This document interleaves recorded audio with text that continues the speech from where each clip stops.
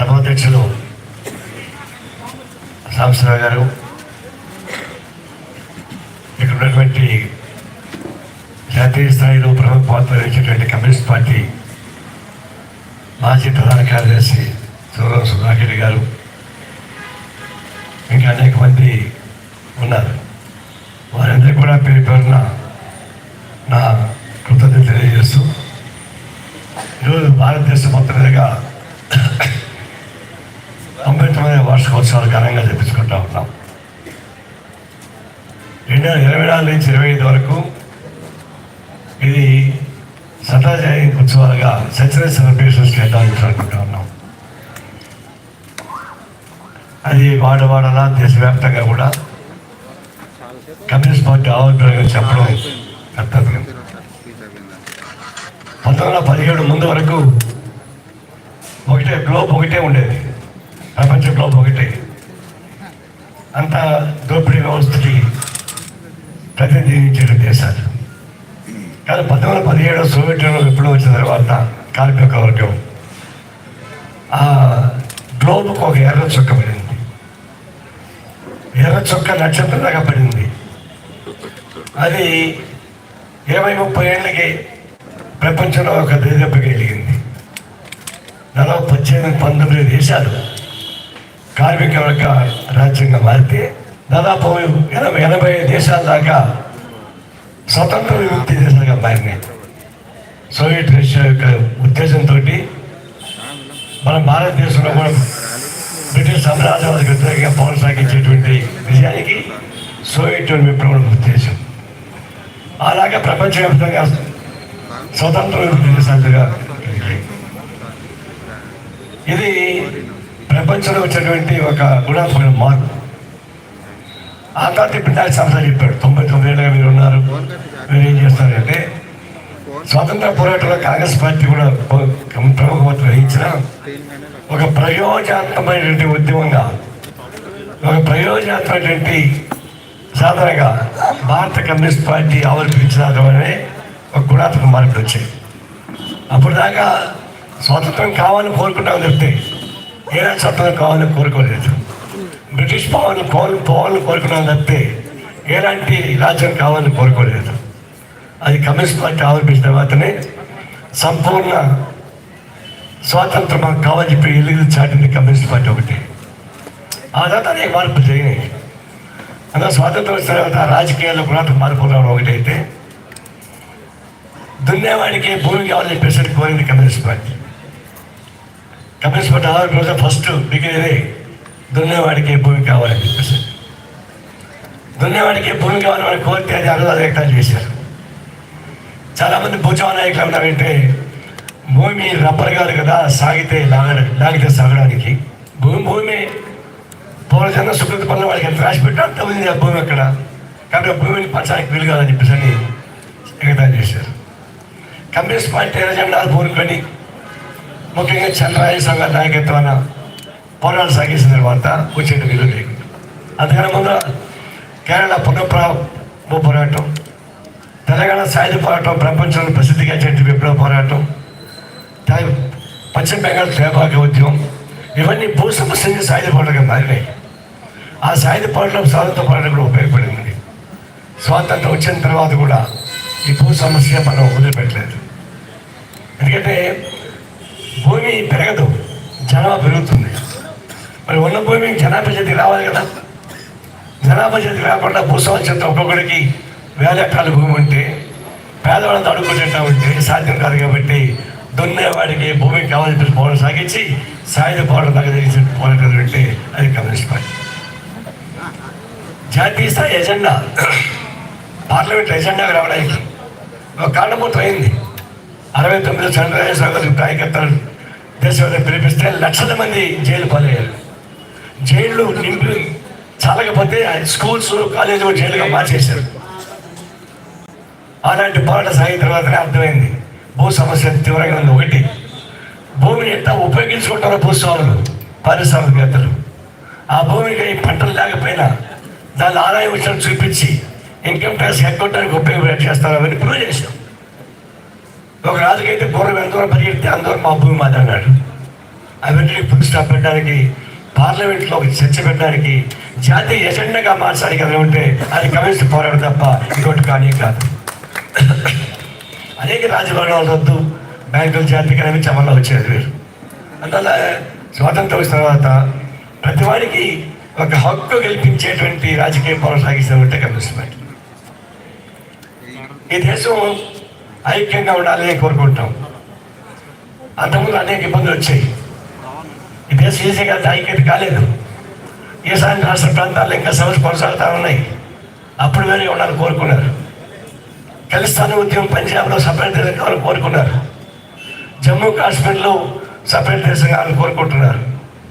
ఈశాన్య రాష్ట్ర ప్రాంతాలు అట్లా సమస్య ఉన్నాయి. దక్షిణ భారత సమస్య ఇంకా మారింది.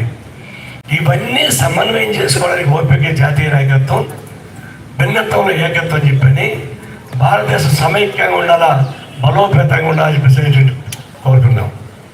ఆనాడు ఈశాన్య ప్రాంతాల్లో ఇండియన్ డాగ్స్ గో బ్యాక్ అని చెప్పేసి ఆందోళన చేశారు. ఆడ కమ్యూనిస్ట్ పార్టీ నిలబడింది. అస్సాం ఈశాన్య ప్రాంతాలు సాగు భారతదేశం అంతర్భాగంగా ఉండాల్సింది చెప్పేసి అనేక మంది నాయకుల్ని పోగొట్టుకున్నాం ఆనాడు సపరేటిస్టు తీవ్రవాద ద్వారా. ఖలిస్తాన్ ఉద్యమం పంజాబ్ చాలా పేరు పోసేట నాయకులు పోగొట్టుకున్నాం. దాన్ని దేశం వైక్యంగా ఉండాలని చెప్పేసి. జమ్మూ కాశ్మీర్లో దేశవ్యాప్తంగా పాపులర్ పోయిట్స్ పేరు నాకు గుర్తులేదు. వాళ్ళందరూ చనిపోయారు. దాదాపు 99 మంది చనిపేశారు టెర్రరిస్టులు. అయినా అక్కడ మన జనాలు వదిలిపెట్టలేదు. అంటే అర్థం కష్టపడి స్వాతంత్రం తెచ్చుకున్నాం. ఇవన్నీ కలిసి ఐక్యంగా ఉంటే దేశం బలపడుతుంది. కాగా కావేరీ నదీరాలు మొదలుకొని మొత్తం ఒకటిగా ఉండాలని చెప్పేసి కోరుకున్నాం. అందుకని కులాల వారిగా, మతాల వారిగా, ప్రాంతాల వారిగా విడిపోవాలని చెప్పేసి కోరుకోలేదు. దానికోసం కమ్యూనిస్ట్ పార్టీ చేసిన త్యాగం ఏ రాజకీయ పార్టీ చేయలేదు. నేను రాజకీయ కావాలంటే అధికారంలో కాంగ్రెస్ పార్టీ కూడా దానికి అనుకూలంగా మారిపోయింది తప్ప నిలబడ్డవాళ్ళు నిలబడి కమ్యూనిస్ట్ పార్టీలు పోగొట్టుకుంది కమ్యూనిస్ట్ పార్టీ. అయినా ఈ దేశం ఇంకా ఐక్యంగా రావడం అది కమ్యూనిస్ట్ పార్టీ బలం తప్ప ఇంకొట్టుకానే కాదు. ఎన్ని రాష్ట్రాలు పరిపాలించడం తర్వాత విషయం. ఇప్పుడు ఇవన్నీ తెలియదు. ఇప్పుడు వచ్చే వాళ్ళకి కన్నమ్మకే తెలుసు కడుపు తీపి. బీజేపీకి ఏం తెలుసు? వాళ్ళు స్వతంత్ర పోరాటంలో పాల్గొలేదు. బ్రిటిష్ వాళ్ళకి అనుకూలంగా ఉన్నారు. తెలంగాణ సాయుధ పోరాటంలో పాల్గొలేదు. వాళ్ళు బ్రిటిష్ వాళ్ళు నిజాంకి అనుకూలంగా ఉన్నారు. ఆర్ఎస్ఎస్ వాళ్ళు అలాంటి జనసంఘం ఉండింది. జనసంఘం లేదు, ఆర్ఎస్ఎస్ ఉండింది. ఆర్ఎస్ఎస్ నుంచి జనసంఘ వచ్చింది. ఆ తర్వాత బీజేపీకి మారింది. ఎప్పుడు కానీ బ్రిటిష్ సామ్రాజ్య వారికి పోరాటానికి గతం లేదు. ఒక్క తుపాకీ గుండు కూడా తగలలే. ఒకడు జైలుకి పోయాడు, మన సరైన ఏటికి వచ్చేసాడు. నిజాం నవాబుకి పోరాటాడు. ఉన్నారా చెప్పండి. సెక్రటరీ చెప్పని చెప్తాం. 4,500 మంది పోగొట్టుకుంది కమ్యూనిస్ట్ పార్టీ. 10 లక్షల ఎకరాల భూమిని పంపిణీ చేయడం జరిగింది. గ్రామాలు విముక్తి చేయడం జరిగింది. దాని ప్రత్యేకంగా ఇక్కడ రావినాయుడు గారి మండలం ఇక్కడ కూర్చుంది. పండిట్ నెహ్రూ కన్నా ఎక్కువ ఓట్లు సంబంధించిన రావినారాయణ రెడ్డి భారతదేశంలో కమ్యూనిస్ట్ పార్టీ పెంచాడు. దాని వారసాలు ఉండమంటే ఆ వారసాలు కమ్యూనిస్ట్ పార్టీలో ఉంది తప్ప బీజేపీ.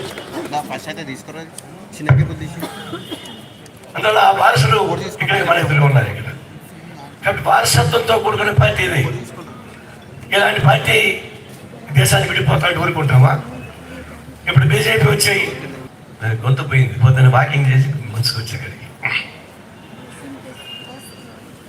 మనం ఇప్పుడు ఈ దేశాన్ని సమైక్యం ఉంచాలని కోరుకోవడం అంటే అర్థం స్వాతంత్ర పోరాటంలో పాల్గొన్నాం, త్యాగాలు చేసినాం. ఈ భారతదేశం సమైక్యం ఉండాలని కోరుకున్నాం, లౌకిక వ్యవస్థగా ఉండాలని కోరుకున్నాం, అన్ని రకాల మతాలు కలిపి ఒకటిగా ఉండాలని కోరుకున్నాం.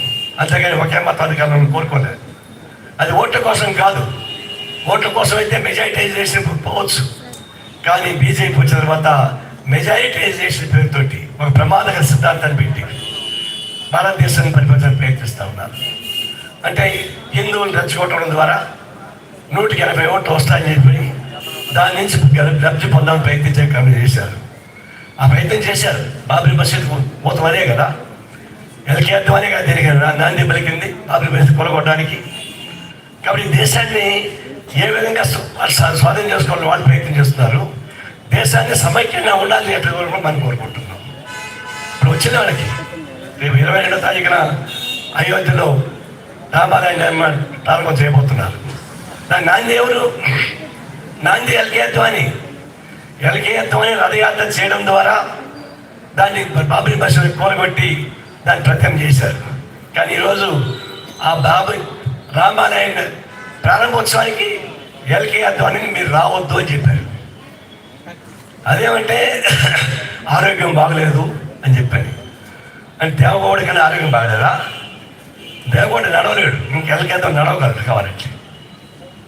అంటే వాళ్ళ దేశం బీజేపీలోను ఆర్ఎస్లోను అంతర్గత పోరు ఎంతవరకు వచ్చిందంటే పెద్ద నాయకులని అసాసినేట్ చేసాయి, ఉరేసాయి.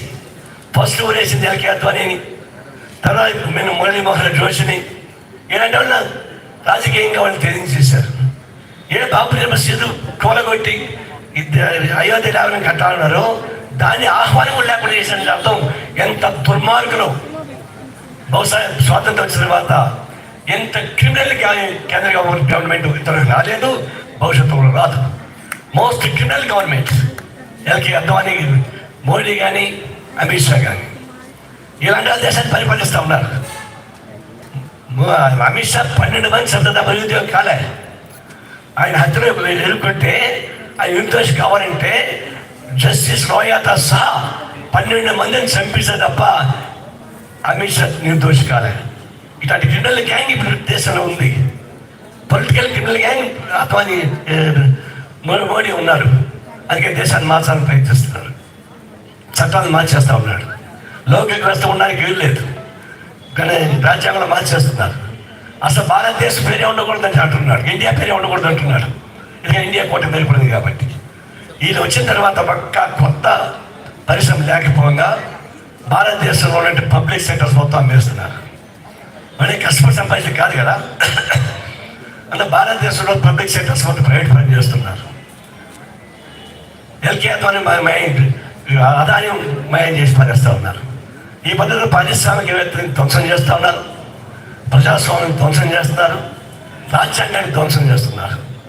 ఇప్పుడు వామపక్ష తీవ్రవాదం అని చెప్పేసి అని లెఫ్ట్ మీద పడతా ఉన్నారు, చట్టాలు మారుస్తున్నారు. నిన్నగాక మన పార్లమెంట్లో ఇంకొక చట్టాలు మార్చారు. ఇప్పుడు ఓపా చట్టానికి ఇంకా ప్రత్యేకించి ప్రమాదకరమైన చట్టాలు మార్చేస్తూ ఉన్నారు. అండ్ రైట్ వింగ్ టెర్రరిజం ప్రమాదమా, లెఫ్ట్ వింగ్ టెర్రరిజం ప్రమాదమా తేల్చాల్సి వస్తుంది. ఇప్పుడు లెఫ్ట్ వింగ్ అంటే ఈ భారతదేశాన్ని మార్చాలి. ఎట్లా మార్చాలి, ఏ విధంగా మార్చాలి, దాని తేడాలు ఉన్నాయి. కానీ రైట్ వింగ్ సమస్య ఏంటి? సనాతన ధర్మాన్ని తీసుకోవాలి. చెప్పండి, మోడీ చెప్పాడు కదా సనాతన ధర్మం చెందాలని. సనాతన ధర్మం అంటే ఏంటి? ఈ దేశానికి రాజ్యోగం తీసుకోవాలా? భర్త చనిపోతే భార్యని కూడా చిట్టుకుని తగల పెట్టాలనా? భర్త ఎంత పనికి మాది వ్యధమైనా సరే భార్య పూజించాలనా? పూజించకపోతే నరకానికి అనిపిస్తుందా? సూత్రుడు చదవడానికి వీల్లేదా? చరిత్ర నేలకు కోసేస్తారా? ఇట్లాంటి ఘోరమైనటువంటి అంశాలు సనాతన ధర్మంలో ఉన్నాయి. వచ్చి వివరించమని చెప్పండి. సనాతన గురించి మాట్లాడుతూ ఉన్నారు భారతదేశం వాళ్ళు. వివరించమని చెప్పండి. చేతితో దాకరు, చెప్పులతోనే కొడతారు అమెరికన్ చెప్తే తీసుకొచ్చి. అది చెప్పకుండా సనాతన ధర్మం పెట్టి లెఫ్ట్ వింగ్ టెర్రరిజానికి అని పేరు పెట్టి దానికి వ్యతిరేకంగా ఈ దేశం అనేక తీసుకొని ప్రయత్నిస్తున్నారు. ఇప్పుడు చేస్తూ ఉన్నారు. రాజ్యాంగం ఉంది మన భారతదేశంలో. ఎవరు ప్రమాదకారులు? వరవరావు ప్రమాదకారా? ప్రొఫెసర్ సాయిబాబు ప్రమాదకారా? నేను మన్సారి ప్రమాదకారా? వీళ్ళు పోయి దేశాన్ని కోరుకొడతారా? మోడీని ఇప్పుడు చంపేస్తారా? వీళ్ళు అవుతుందా? ఈ రాజ్యాంగాన్ని ధ్వంసం చేయగలిగింది ఎవరు? ఈ రాజ్యాంగాన్ని ధ్వంసం చేసే శక్తి వామపక్ష తీవ్రవాదానికి కాదు. మనం ఎన్నుకున్నటువంటి ప్రధానమంత్రి మోడీనే ఈ రాజ్యాంగాన్ని ధ్వంసం చేస్తూ ఉన్నాడు. సాక్షాత్ నిరూపించగలను. ప్రెసిడెంట్ ఆఫ్ ఇండియా ఏం చేశాడు? జమీన్ చేసి పారేశాడు. ఎలక్షన్ కమిషన్ ఆఫ్ ఇండియా ఏం చేశాడు?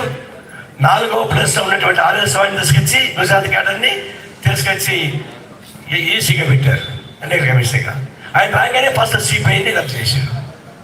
ఆయన చేసి ప్రతిపది ఈ ఎన్నికల కమిషన్ రద్దు ఆట పాటేశాడు.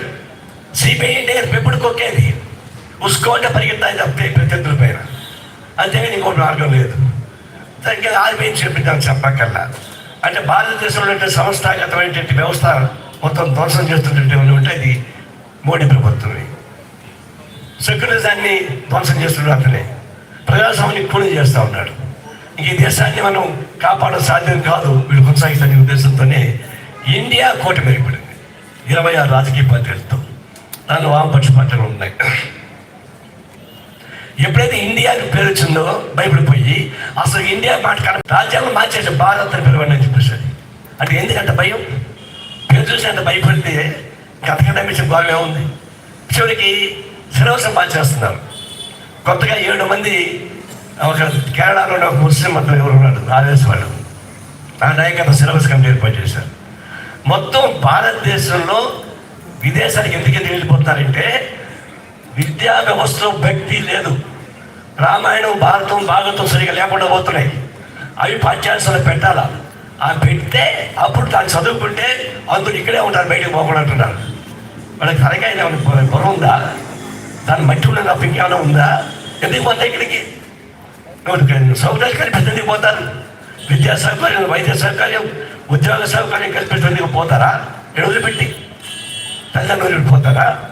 నువ్వు ఆ వ్యవస్థని క్రియేట్ చేయలే. ఇక్కడ ఆ వ్యవస్థ అవకాశం లేకుండా పోయినాయి. దాని మీద కాన్సన్ట్రేషన్ లేకుండా కేవలం విద్యా వ్యవస్థను పెట్టి మత సమస్య జోడించి ఒక మూఢనమ్మకాలు పెట్టడానికి ప్రయత్నిస్తూ ఉన్నారు. అంత విద్యా వ్యవస్థ మరపు తీసుకొస్తా ఉన్నారు. ప్రజాస్వామ్యం లేకుండా ఎప్పుడు చేస్తున్నారు. పార్లమెంట్ ఎందుకు పడిపోయింది? ఏమడిగారు వాళ్ళు? పార్లమెంట్ లోపల ఒక 2 పిల్లలు పోయి ఒక భగవాన్ వేశారు. అసలు పార్లమెంట్ పోవడం సాధ్యం కాదు. ఒక పార్లమెంట్ సభ్యుడు పాస్ ఇవ్వాలి. ఆ పాస్ ఇస్తే 1కి 3 చోట్ల తనిఖీలు ఉంటాయి. మేము స్వయాగ్ని గారినప్పుడు మేము పోయినాం. 1కి 3 చోట్ల తనిఖీలు ఉంటాయి. ఆ తర్వాత లోపల మనకి వెళ్ళారు. మనప్పుడు పొగబాంగు బూట్లో పెట్టుకుని పోయారంటే పట్టుకునే పోయారా? ఎందుకు పట్టుకుని ఎక్కడ పోయారు? అతను పాస్ ఇచ్చింది ఎవరు? బీజేపీ పాస్ ఇచ్చారు వాళ్ళకి. అదే పాస్ కానీ పొరపాటున కానీ మన కమ్యూనిస్ట్ పార్టీ కానీ ఇచ్చి ఉంటే ప్రపంచవ్యాప్తంగా గ్లోబల్ చేసి ఉండేవారు, గల్బా చేసి ఉండేవారు. బీజేపీ ఇచ్చారు ఏం మాట్లాడుతుంటారు. అడిగింది ఏంటంటే అయ్యా ఇది ఏమేమి జరిగింది చెప్పని అడిగితే మోడీ చెప్పడు, అమిత్ షా చెప్పడు, బయట మాట హేకిల్ చేస్తారు. మీ సమాధానం చెప్పండి. ఏమన్నా మీరు ఈ ఘటన పైన ఒక స్టేట్మెంట్ ఇవ్వండి సార్. కోరింది అదే స్టేట్మెంట్ ఇవ్వడా? ఇంత పెద్ద భారతదేశానికి అందులో పార్లమెంట్లో నిజమైన బాంబుగాన్ని వేసుంటే ఆ ప్రధానమంత్రి ఎగిరిపోయేవాడా? Home minister ఎగిరిపోయేవాడా? ప్రతిపక్ష నాయకులు కొంతమంది కార్యపక్షులు ఎగిరిపోయి ఉండేవాళ్ళ? అంటే ఈ భారతదేశం కాపాడి పార్లమెంట్ దానికి ధ్వంసమై ఉండేదా? అంత ప్రమాదమైన ఘటన పైన స్పందించి మాట్లాడబట్టి మాట్లాడినా నిరసన చేస్తే బైక్ అంటే సస్పెండ్ చేశారు. 142 మంది 150 మంది సస్పెండ్ చేశారు.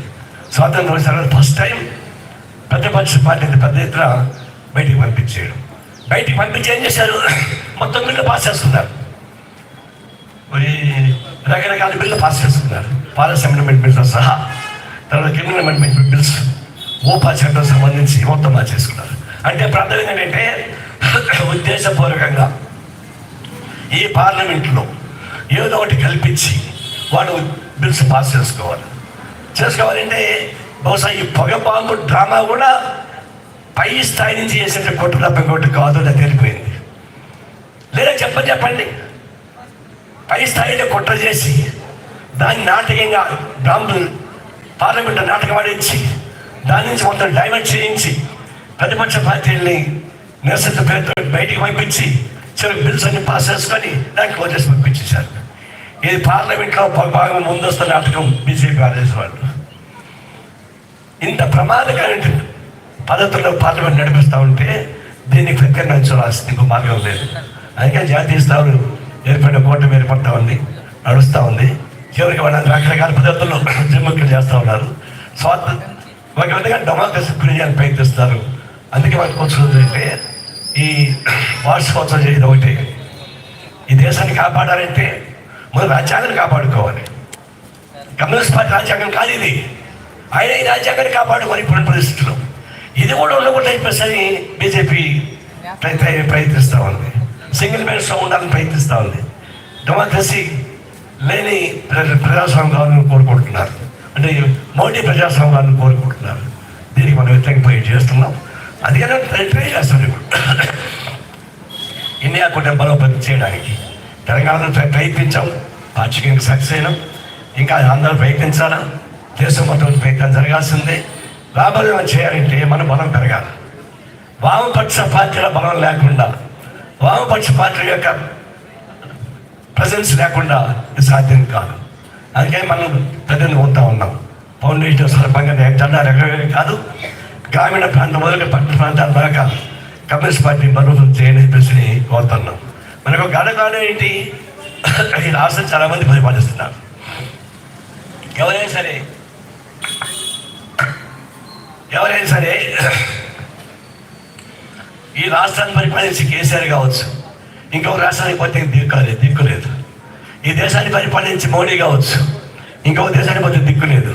ఈ కమ్యూనిస్ట్ పార్టీ సభ్యులు చేరాక ఇది కమ్యూనిస్ట్ పార్టీ సభ్యత్వం. ఈ కార్డు తీసుకునే ప్రపంచంలో ఏ దేశానికైనా పో, ఈ కార్డు కొనే మర్యాద ఇంకెవరికి ఉండే ప్రసక్తే లేదని రాశిగా. ఎన్ని కార్డులు ప్రత్యేక అంతర్జాతీయ కమ్యూనిస్ట్ ఉద్యమాన్ని ప్రత్యేకమైన కమ్యూనిస్ట్ పార్టీ భారతదేశంలో ఉంది. మనం ఒంటరిగా లేవు, ప్రపంచంలో ఉన్నటువంటి ఉద్యమాలతో ప్రత్యక్షంగా ఉన్నాం. అంటే నీ భారతదేశంలో ఎవరికి అర్హత లేదు. అలాంటి అర్హతగానేటువంటి కమ్యూనిస్ట్ పార్టీలో సభ్యులుగా ఉన్నాం. బలోపేతం చేద్దామని చెప్పి తెలియజేస్తా సందర్భంగా తీసుకుంటా ఉన్నాం.